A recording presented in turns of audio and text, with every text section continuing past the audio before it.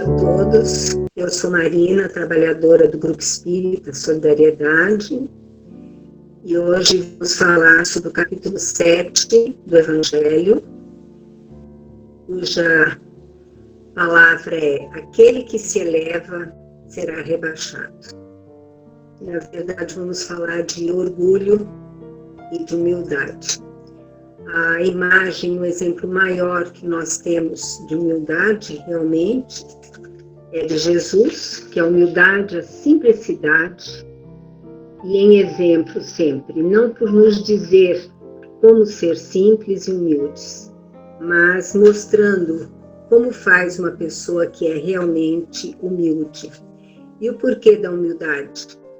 Porque nos coloca no nível de vibração, de suavidade, de pureza, tal como uma criança, que também é mencionado por Jesus. A criança é simples, é pura, é inocente, é o não ego, que é a plenitude do Espírito diante de Deus. Porque nós não precisamos chegar e dizer: olha, eu sou essa pessoa, veja como eu sou alguém realmente tranquilo, justo, né?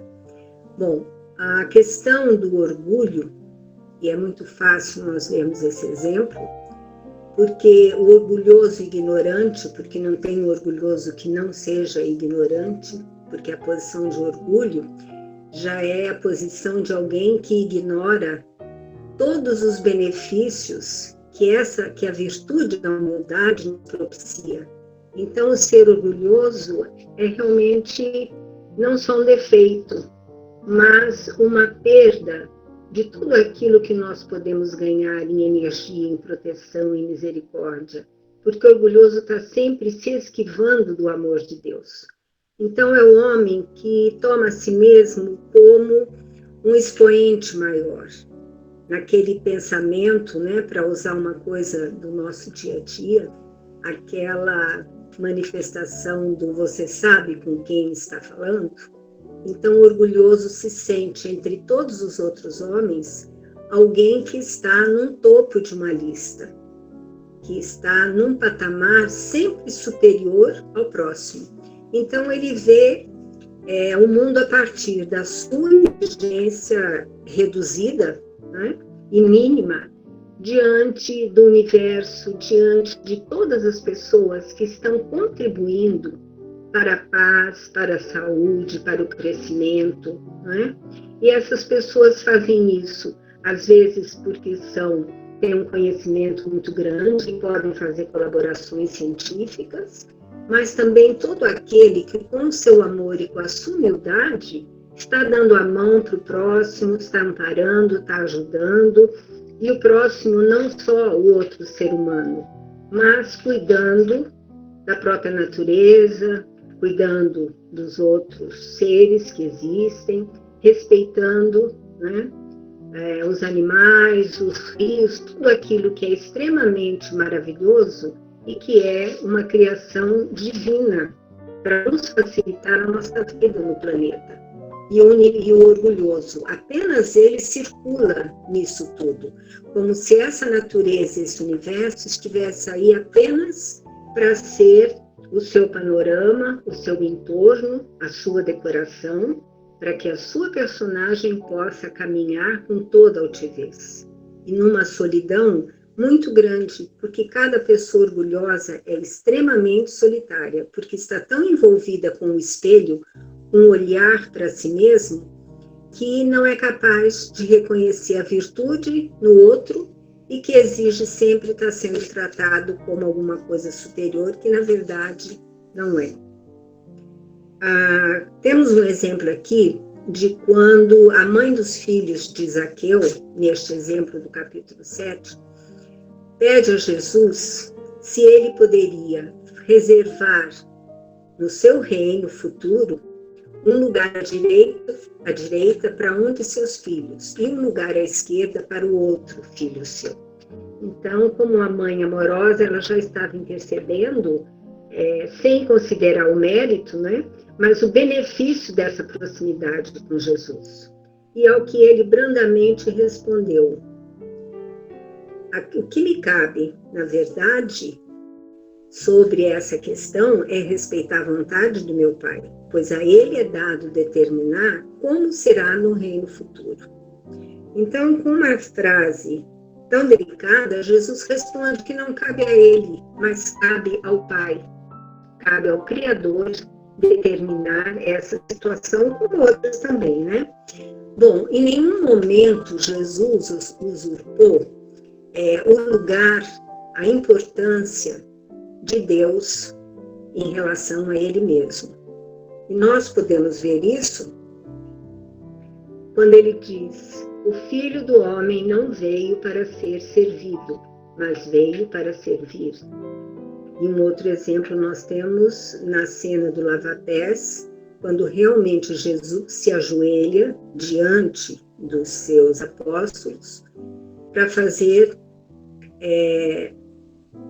vamos dizer assim, um exemplo maior de humildade em lavar os pés dos seus. E muitos não queriam, não poderiam admitir que o seu mestre estivesse ali ajoelhado lavando seus pés. Mas ele mostrou que não há diminuição nenhuma naquele que dobra o seu joelho diante de um seu irmão. Porque o que nos faz estarmos em pé, o que nos faz mostrar não a superioridade, mas a virtude moral, é o nosso espírito, é o nosso interior, é como nós vibramos e como nos conduzimos.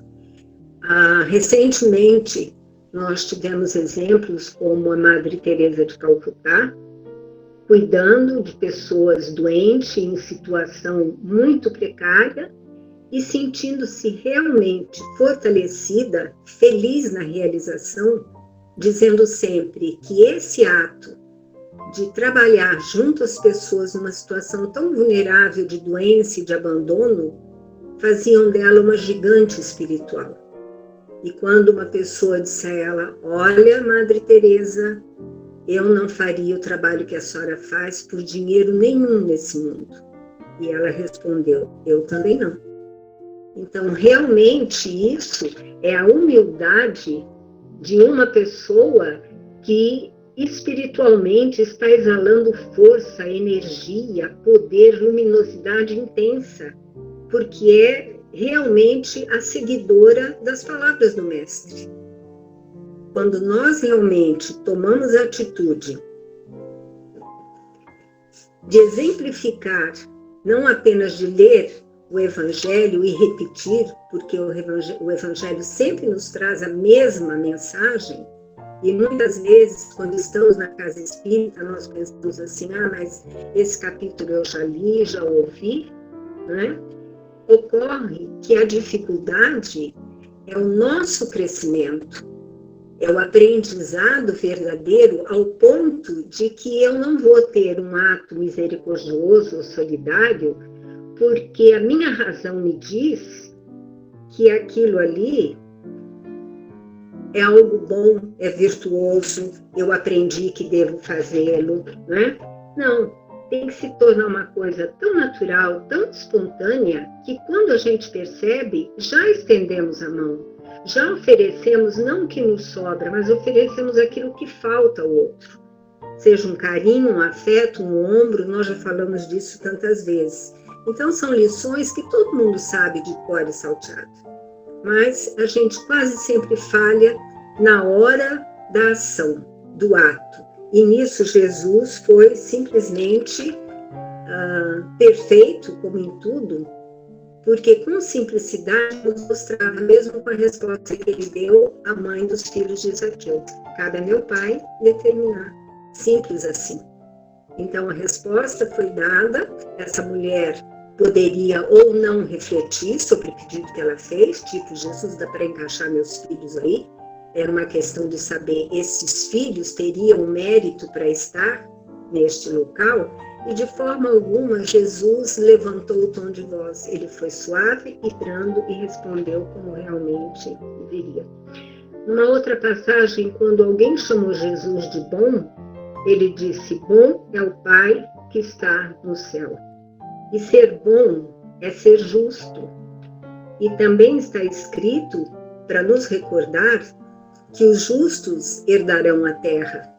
Então, nesses tempos de pandemia, nessas dificuldades que nós estamos passando, ser justo é uma grande conquista.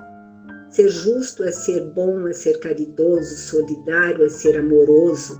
Então, o justo, que é a perfeição do ato, ele tem que acontecer espontaneamente. Então, quando nós olhamos para o que está acontecendo e pedimos a proteção de Deus para a nossa saúde, dos nossos irmãos, dos nossos parentes, dos brasileiros, dos terráqueos, né? Porque agora pensamos de uma forma coletiva, aprendemos isso com a pandemia. Então, consultar o nosso coração e dizer em que medida eu estou sendo justa com tudo que está acontecendo. Aonde eu posso colocar o meu gesto de amor? Talvez antes até da minha segurança, da minha saúde, não diria antes, mas paralelamente. Eu posso realmente me precaver, me proteger a mim, aos meus, mas ao mesmo tempo eu posso oferecer alguma coisa a alguém. A minha solidariedade, a minha generosidade, enfim. Sempre perguntando o que o outro realmente está necessitando.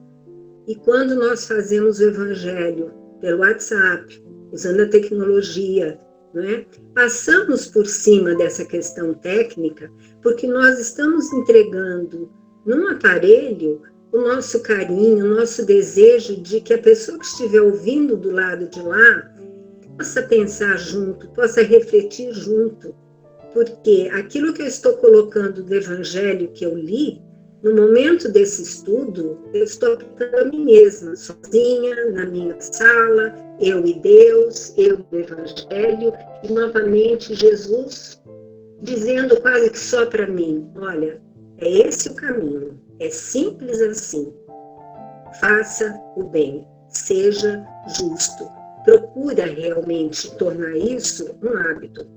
Então, se os justos herdarão esse momento de regeneração, nós somos os herdeiros. Se fizermos os bens para a gente e ajudar a regenerar, seria maravilhoso, né? Então, aquele que pratica a justiça é aquele que se habilita amanhã a pegar de forma metafórica uma vassoura e dizer, terra, nós estamos aqui, eu e mais uma quantidade de pessoas que ouvimos Jesus e nos sentimos felizes em fazer uma faxina no planeta para começarmos uma outra etapa, um outro momento chamado de regeneração. Então, é essa mensagem que eu tenho, espero que eu tenha explicado da forma que eu entendi, é o capítulo 7, e que todos nós possamos ter a humildade como um momento de esplendor na nossa vida, que é uma grande conquista sermos humildes. E com isso, eu agradeço a oportunidade e deixo com vocês o meu abraço. Uma boa noite a todos.